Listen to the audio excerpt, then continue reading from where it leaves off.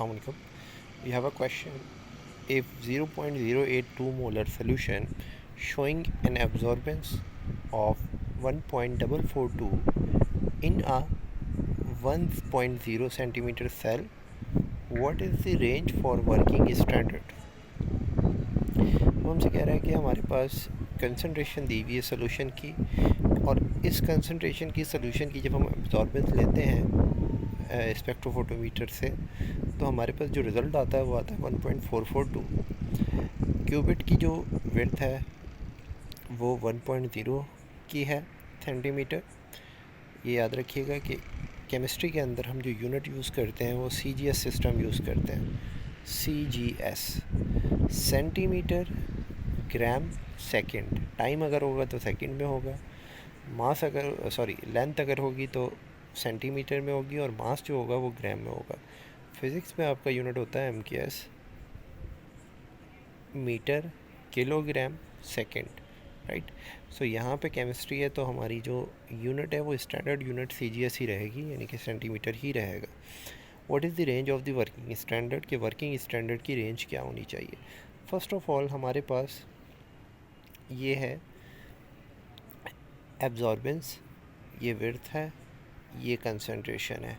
यहाँ से हम मोलर एब्जॉर्बिविटी निकाल लेंगे। इसकी मोलर एब्जॉर्बिविटी जो आप निकालेंगे तो इसके लिए लैम्बर्ट लॉ यूज़ करेंगे। A=एप्सिलॉन नॉट BC।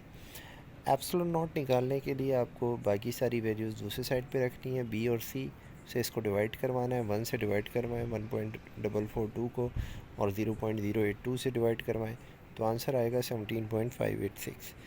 ये आपके पास एप्सिलॉन की वैल्यू आ गई। अब ये एप्सिलॉन की वैल्यू सोल्यूशन के लिए सेम रहेगी।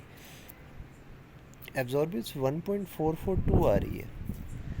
वर्किंग स्टैंडर्ड हमने बनाना है, एक स्टैंडर्ड बनाना है, और मोस्टली जो एब्जॉर्बेंस है उसकी वैल्यू की जो रेंज है वो हमें पता होती है।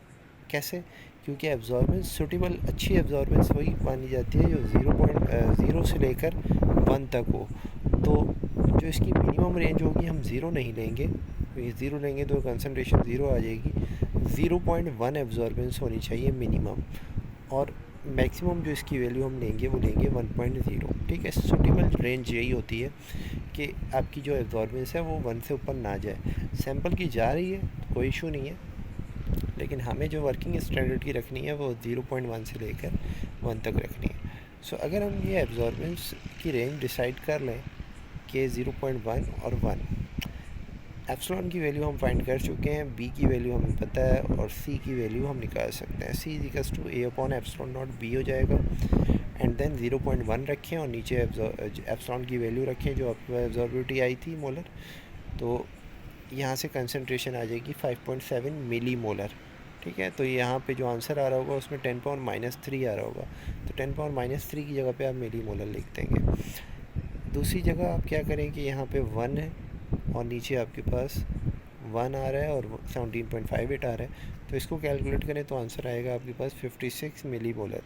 तो जो रेंज आ रही है वो कहाँ से कहाँ तक हो रही है, 0.0057 से लेकर 0.057 मोलर तक का हम वर्किंग स्टैंडर्ड बना सकते हैं, कि अगर आप इस टाइप का कोई सैंपल जो है वो एनालाइज कर रहे हैं जिसकी कंसंट्रेशन 0.082।